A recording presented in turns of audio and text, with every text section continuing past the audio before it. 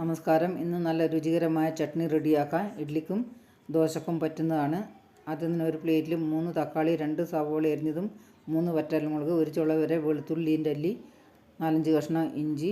ഇനി അടുപ്പത്ത് പാൻ വെച്ച് 1 ടേബിൾ സ്പൂൺ വെളിച്ചെണ്ണ ഒഴിച്ച് വറ്റൽമുളക് ഇട്ട് കൊടുക്കുക. ആദ്യം ഇളക്കി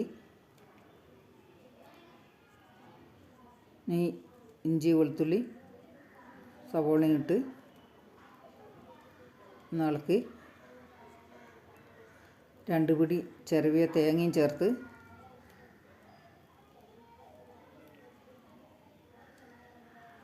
ഇളക്കി ഇനി തക്കാളി ഇട്ട് കൊടുക്കുക.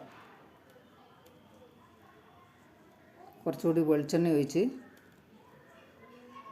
ഉള്ളിയും തക്കാളിയും വെന്ത് വരുന്നവരെ ഒന്ന് ഇളക്കി കൊടുക്കണം. എല്ലാം വെന്ത് കഴിഞ്ഞ് ഗ്യാസ് ഓഫ് ചെയ്ത് ഒരു പ്ലേറ്റിലേക്ക് മാറ്റാം തണുക്കാൻ വേണ്ടി.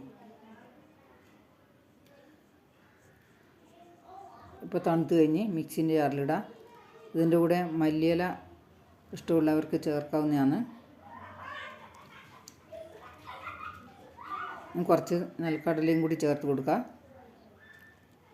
ആവശ്യത്തിന് ഉപ്പ് ചേർത്ത്